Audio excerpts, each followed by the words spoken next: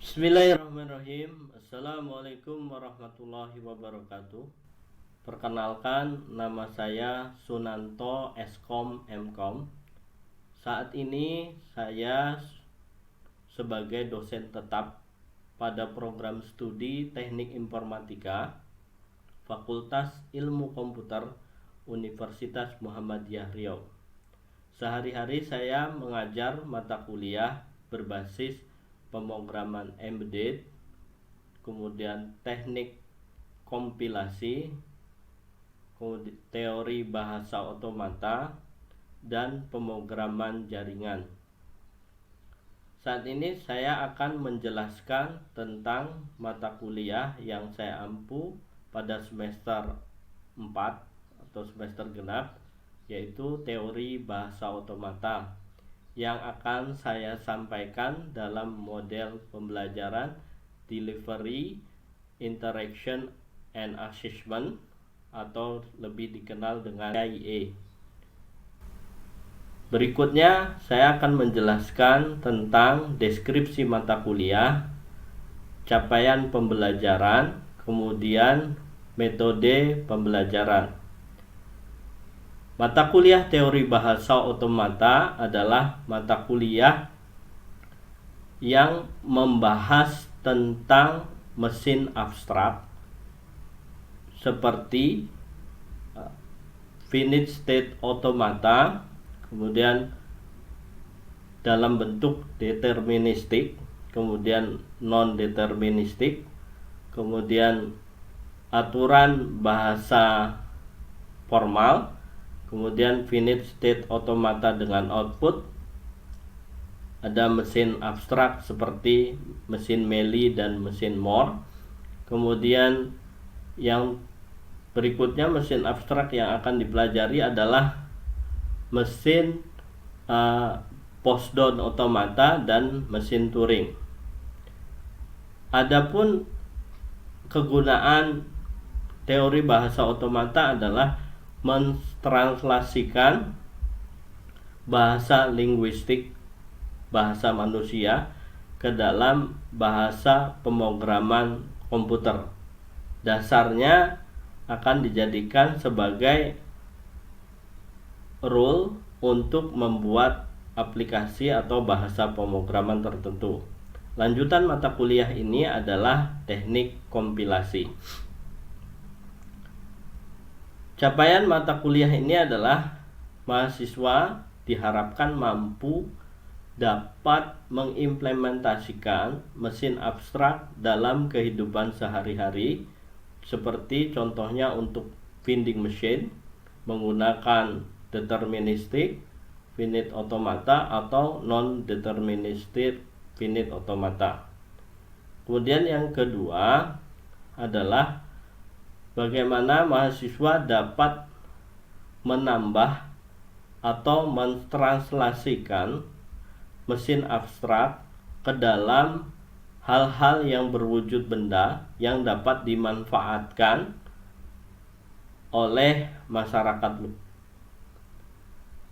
Adalah delivery, assessment, delivery, interaction, and assessment. Pada saat delivery, saya menyampaikan materi teori bahasa otomata dengan yang terkini berupa referensi-referensi yang terbaru, seperti buku utama yang saya gunakan adalah karangan Alienza, yaitu Automata, Computability and Complexity, terbitan tahun 2019. Kemudian pengantar komputasi formal karangan Ahmad Adil tahun 2018. Kemudian di interaction saya selalu bertanya tentang materi yang telah diajarkan minggu lalu. Kemudian di sela-sela pengajaran saya akan melakukan interaksi secara masif atau runtut kepada mahasiswa supaya apa yang saya sampaikan itu ada nilai ukurnya. Kemudian Pada metode yang terakhir, assessment, saya memberikan penilaian berupa kehadiran 10%, kemudian tugas sebanyak 40%, kemudian UTS 25% dan UAS 25%. Distribusinya adalah tugas 1 pada pertemuan 3 berbobot 10%, kemudian tugas 2 pada pertemuan 6 berbobot 10%, kemudian UTS pada pertemuan 8 dengan bobot 25%, dan tugas ketiga pada pertemuan 10 dengan bobot 10%, dan tugas keempat pada pertemuan 13 dengan bobot 10%, dan ujian akhir semester dengan bobot 25% pada pertemuan ke-16. Berikut adalah model pembelajaran yang saya lakukan pada semester ini pada pertemuan 10 yang membahas tentang mesin Meili dan mesin Moore dalam kategori finite state automata dengan output. Bismillahirrahmanirrahim.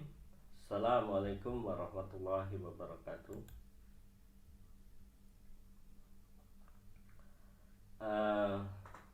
Teman-teman mahasiswa yang berbahagia, kita sudah sampai di hari ini adalah pertemuan ke-10 di minggu 10 tanggal 16 Juni 2022.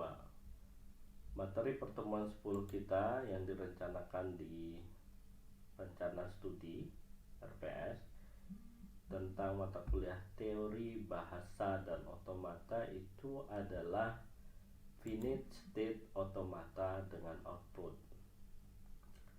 Finite state automata dengan output ini perbedaannya dengan finite state automata yang sebelumnya adalah dia memiliki output pada state dan pada transisinya gitu ya. Jadi sebelumnya kita masuk dulu kepada struktur mesin otomata yang sudah kita pelajari gitu ya. Itu ada finite state, finite automata, kemudian finite automata tanpa output. Apa itu kemarin Ahmad Sadiqul Ihsan yang tanpa output?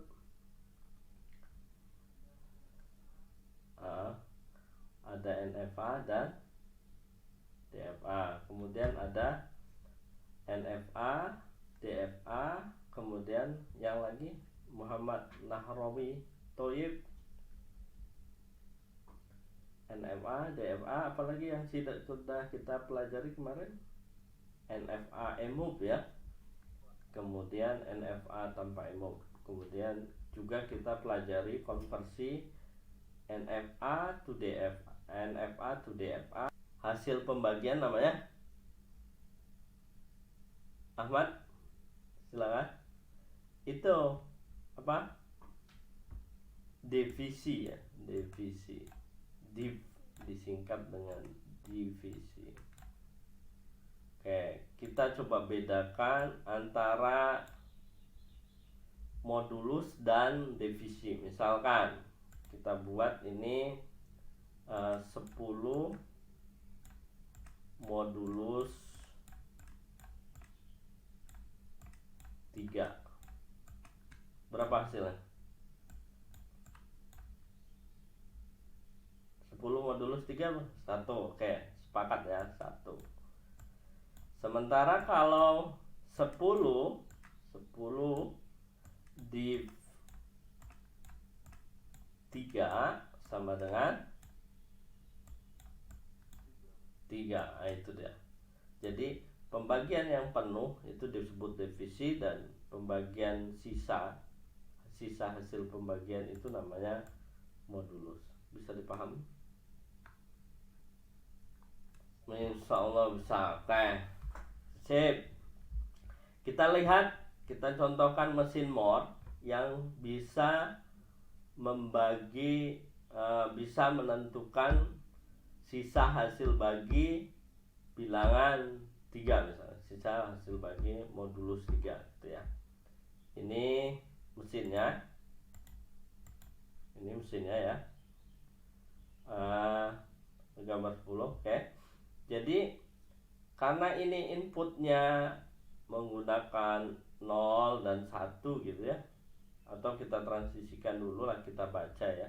Berarti himpunan berhingga state-nya kalau kita buat di situ, dibuat Q besar gitu, adalah Q0, Q1, Q2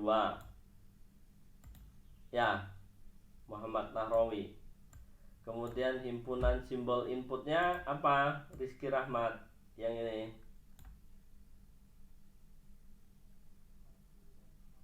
0 dan 1. Oke. Kemudian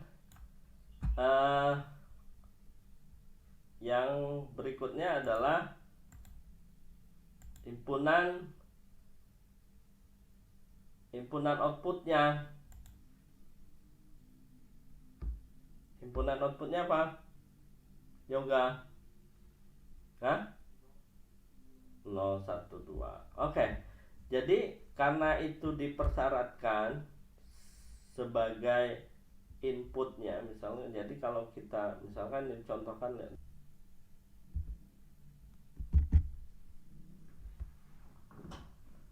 oke, kita lanjutkan. Jadi kalau begitu kita mesti mengkonversikan dulu bilangan desimal ke biner atau bilangan basis 10 ke bilangan basis 2 ya. Untuk mengkonversikan itu kita mesti tahu dulu ada berapa jenis. Untuk mengkonversikan ada berapa jenis, Ahmad? Untuk mengkonversikan bilangan desimal ke bilangan biner itu ada berapa jenis yang kamu ketahui di pelajaran atau di mata kuliah sistem digital?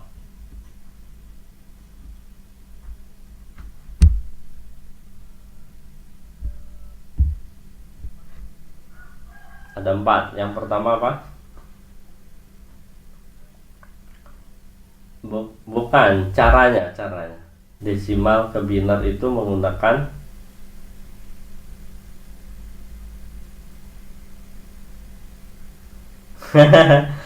apa? Yang lain silakan tambahkan. Nahrawi, Rizkullah, ayo apa? Yaitu pertama adalah saya coba review ya. Yang pertama adalah pembagian berbasis 2 gitu ya.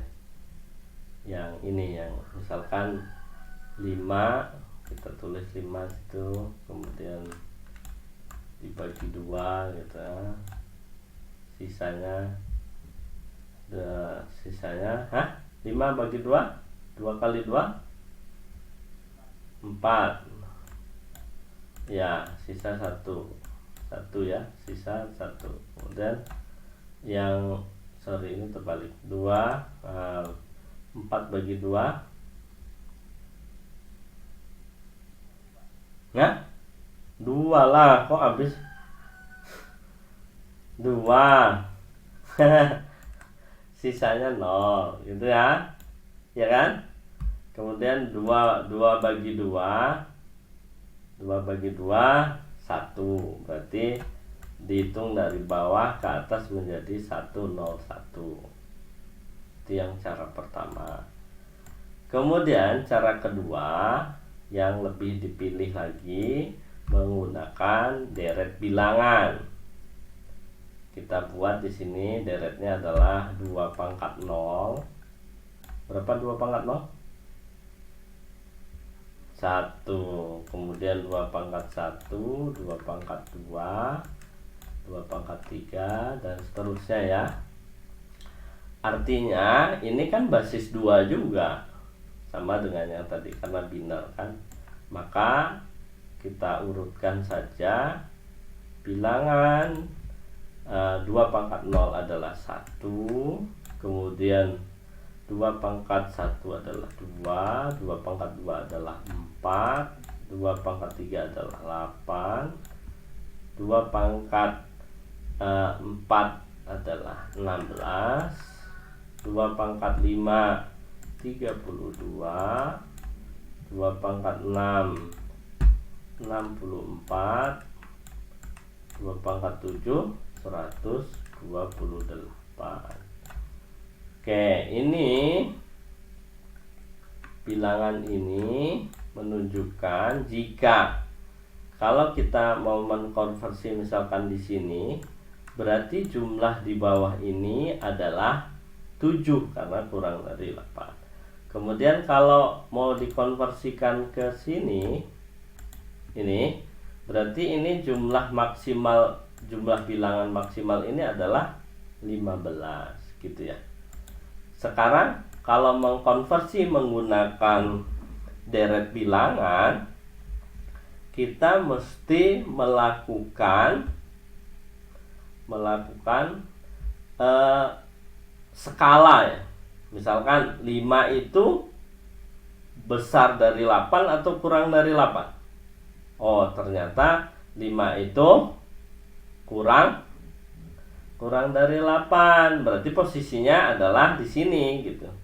Jadi kita buat di sini 1, berarti nilai kita yang kita pegang 4. 4 ditambah 2 6. Oh, nggak boleh, berarti di sini dikasih 0. Gitu ya.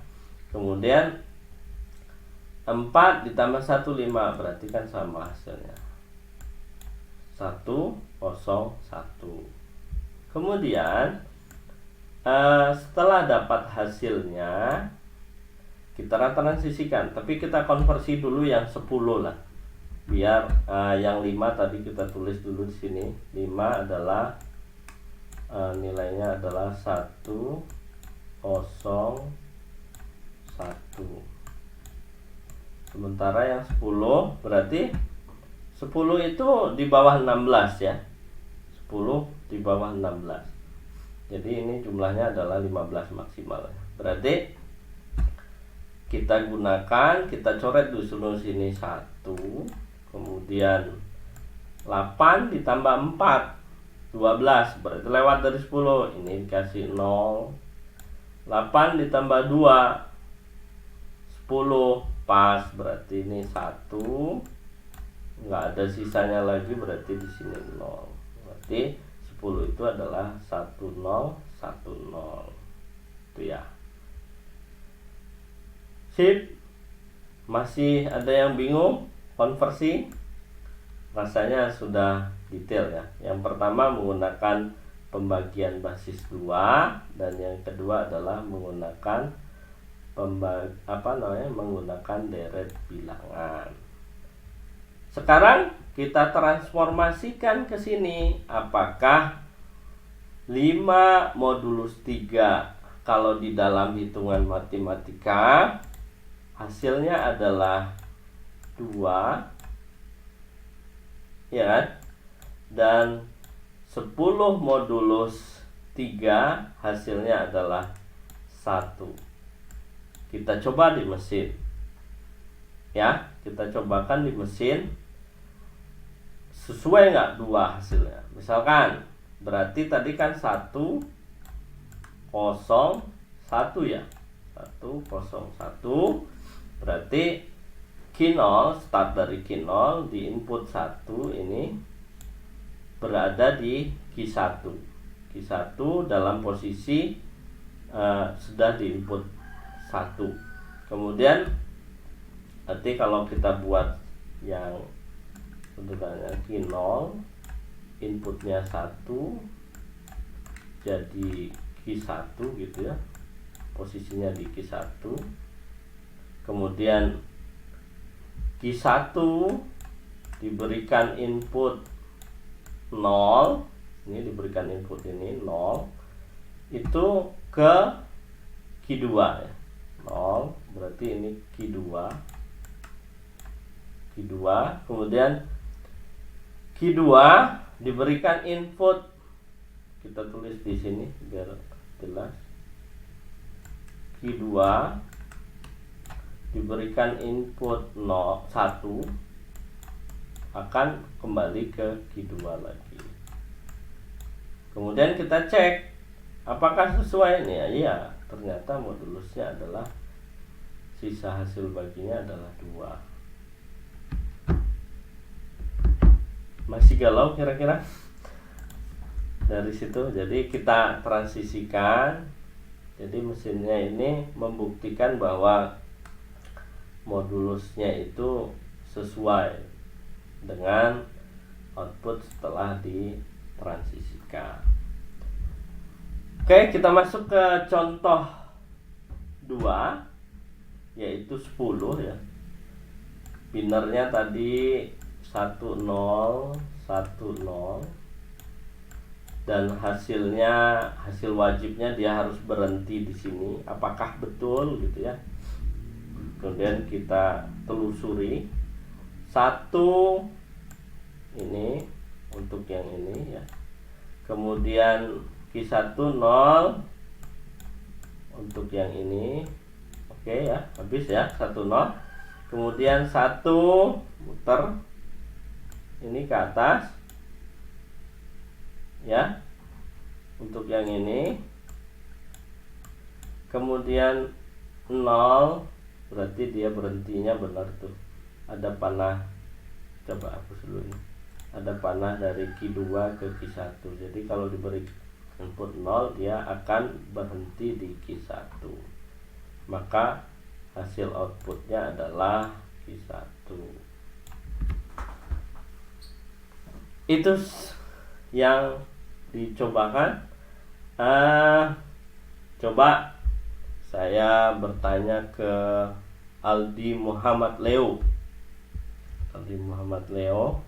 Aldi, untuk biner misalkan 12 modulus 3. Kalau 12 modulus 3 tuh binernya berapa Aldi Muhammad Leo? Coba dikonversikan ke, saya tulis saja di sini. Aldi Muhammad Leo, silakan. Berapa binernya? 12 Leo?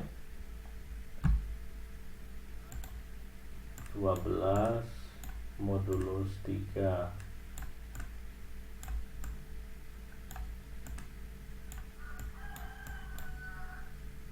Hah?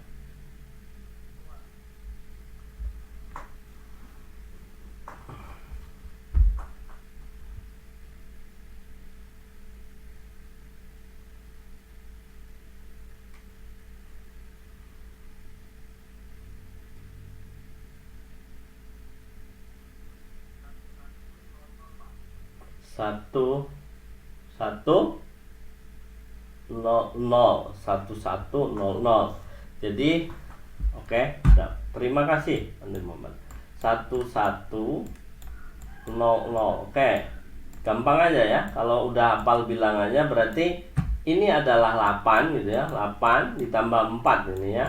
4. Nah, itu 12. Oke. Sesuai ya.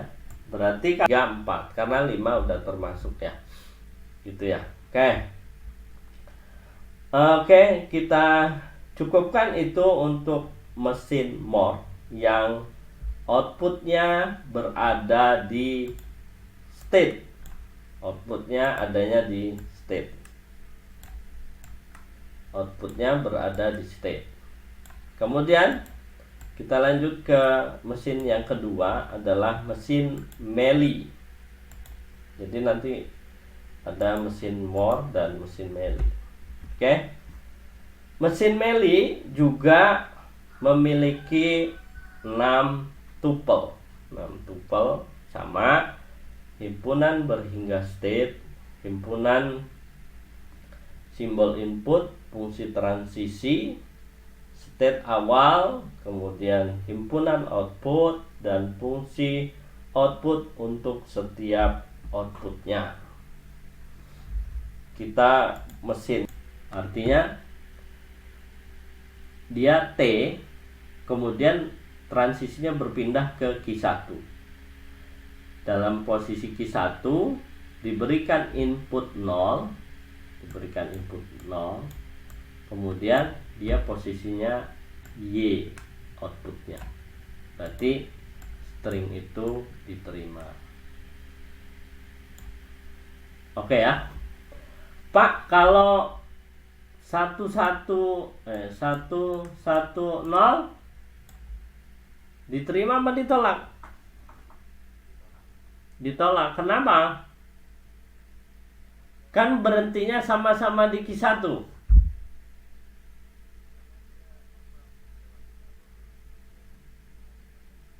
Oke. Karena persyaratan di mesin ini yang diterima itu kalau outputnya adalah Y. Ingat ya, perbedaannya kemarin kan dengan mesin finite state automata dengan output ini tidak memiliki final state. Kemarin kalau mesin yang acceptor ada mulai dari start state dan berakhir di final state. Itu berarti string diterima. Kalau ini enggak. Kalau dia stringnya berakhir di Y, outputnya itu Y, maka diterima. Tapi kalau berakhirnya di outputnya T, tidak diterima. Oke. Coba beri contoh Rizky Rahmat Wijaya untuk string yang ditolak 4 atau 5 digit. 5 stringnya. Depan kita bahas tentang ekuivalensi mesin Meili dan mesin Moore, atau yang sesuaian mesin yang pengganti gitu ya. Tapi sebelumnya nanti ini ada pertanyaan, daftar pertanyaan, latihan soal yang ada di materi ini. Saya tanyakan nih. Nomor 1, Muhammad Padil. Suatu finite state automata di mana keputusannya terbatas pada diterima atau ditolak disebut dengan apa jawabannya, Padil?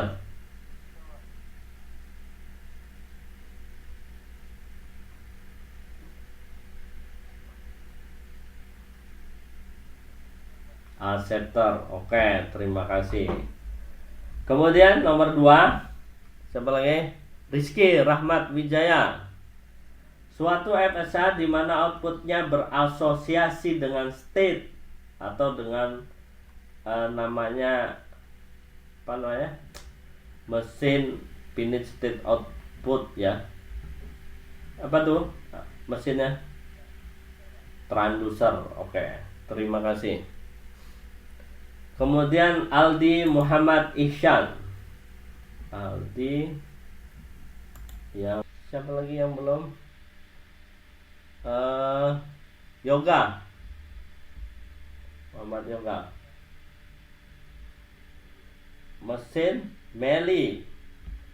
Kemudian yang soal nomor 5, suatu mesin Meili memiliki 3 state dan 2 output, maka mesin Moore yang ekuivalensi dengan mesin Meili tersebut state-nya sebanyak. Oke, ini soal untuk minggu depan ya. Oke, itu saja. Terima kasih teman-teman mahasiswa yang sudah bersemangat pagi ini. Saya sudahi dulu. Billahi taufiq wal hidayah. Wassalamualaikum warahmatullahi wabarakatuh.